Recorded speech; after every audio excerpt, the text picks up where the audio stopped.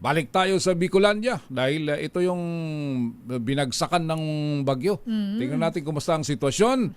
Makakausap ni Manoy Roel Saldico ang gobernador ng lalawigan ng Catanduanes, si Governor Patrick Asanza. Manoy Roel.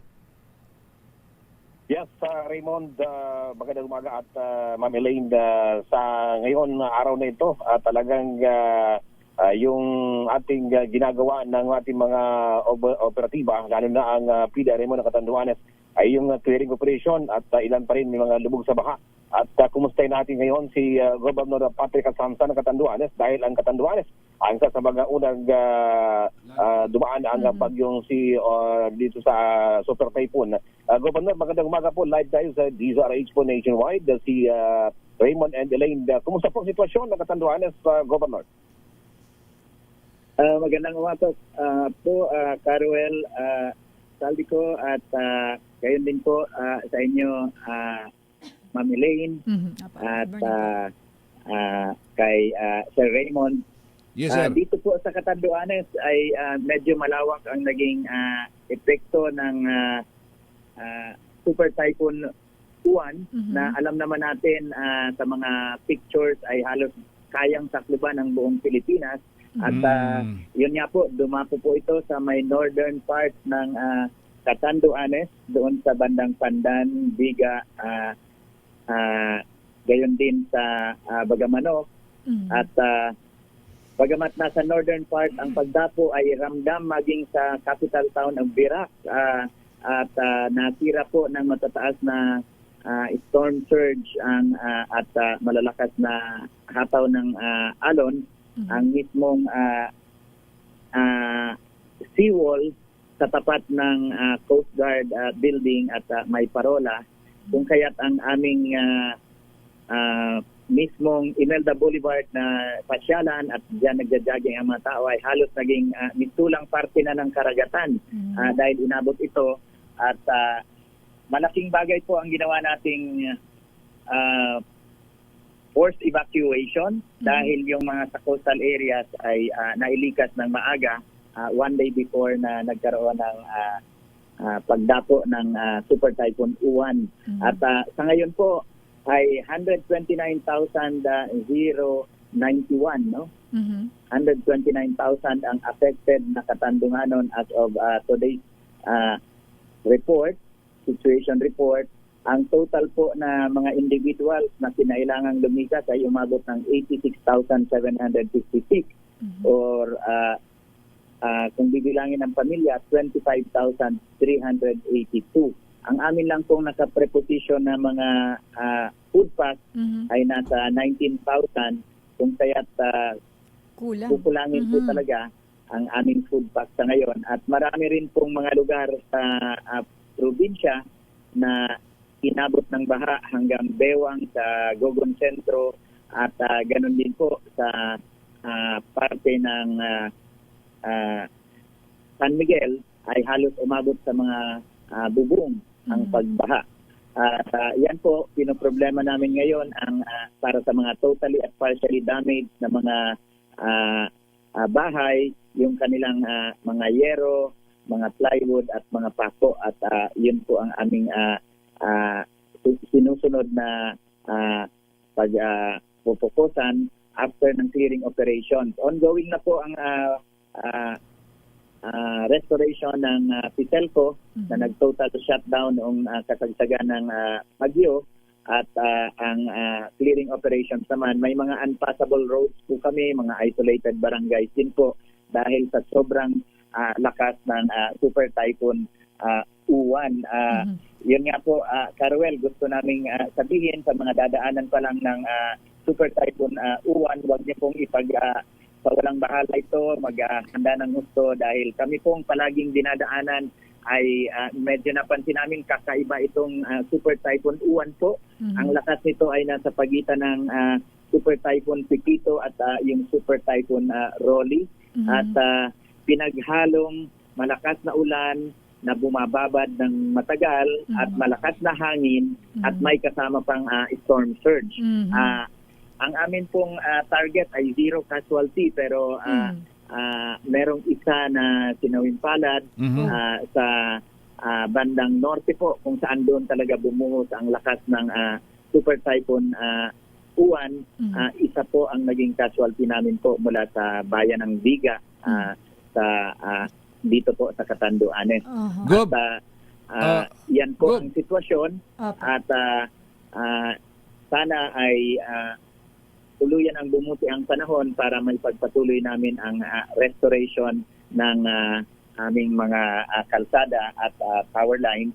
At nagpapasalamat po kami kina DSWD Secretary Rex Gatchalian at DILG Secretary John Vic Remulla, gayon din kay DICT Secretary Henry Aguda na agad namang nakipag-ugnayan sa atin po at nag-assure na may tulong na darating mula sa national government at sinabi po na ang mismong Pangulo po ay oversee ng lahat na nagaganap. At malaking bagay po ito para sa pag-boost ng aming moral dito sa Catanduanes na kung saan ay medyo nalugmok po talaga.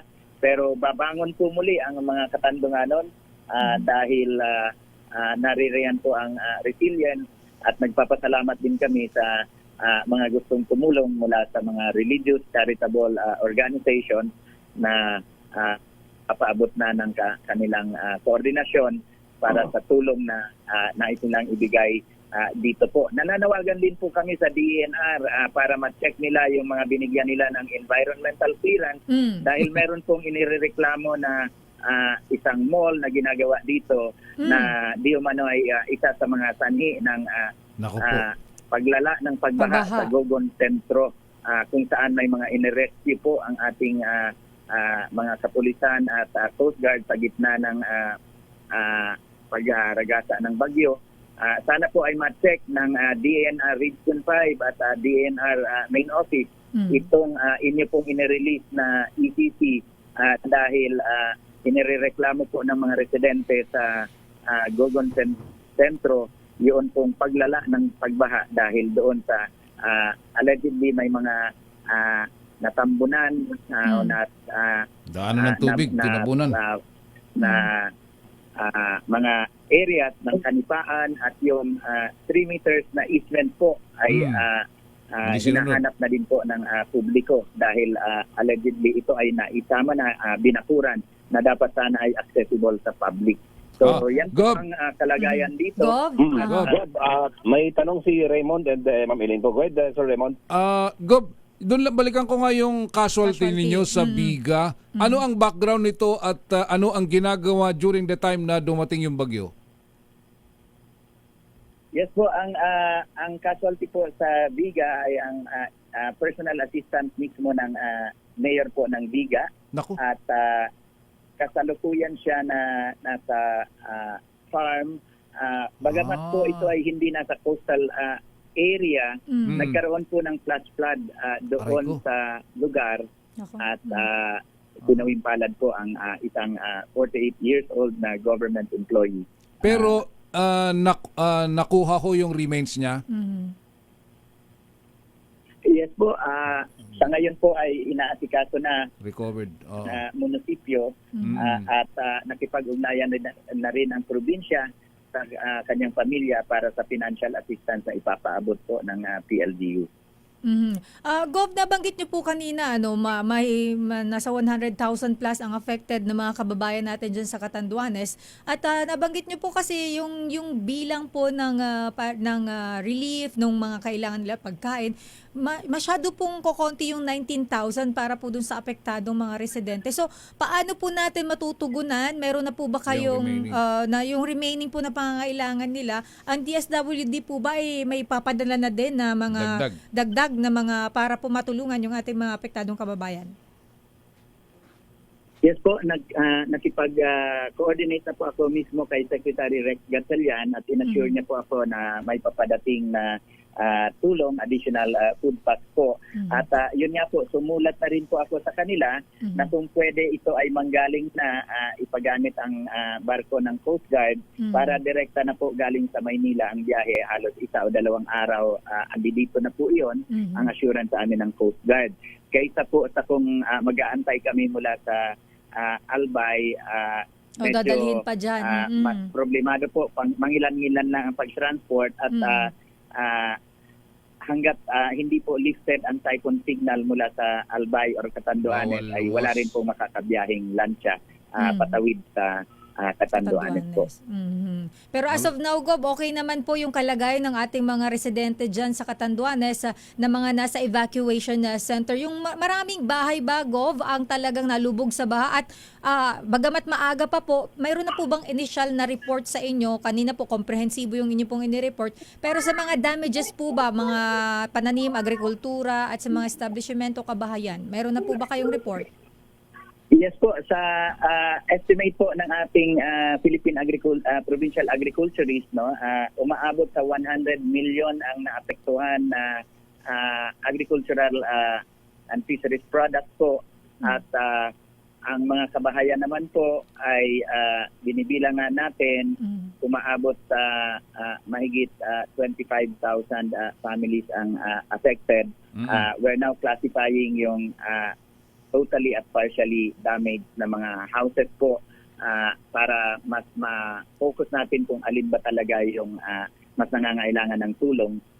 Meron pang ibang lugar na hindi pa namin makontak dahil Walang communication. may mga islets tayo na bahagi ng probinsya, kagaya ng Palumbanes at saka iba pang lugar na isolated sa ngayon. Nagpadala na kami ng motorsiklo para doon sa mga hindi mapasok dahil sa mga debris, sa mga natumbang mga malalaking puno at sinisikap natin na maabot at malaman ang sitwasyon nila po. Alright.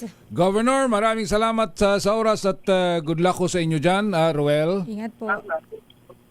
Yes, at sige, at from time to time tayo magmagunayan kay Governor at tayo naman ay pag may biyahe na, tulog na tayo ng Catanduanes. Salamat. Salamat, Governor Thank you, Gov. Patrick Sansa ng Catanduanes. Mula pa rin dito sa Bicol, ito si RH18 Roel Saldico, una sa Pilipinas, una sa Pilipino.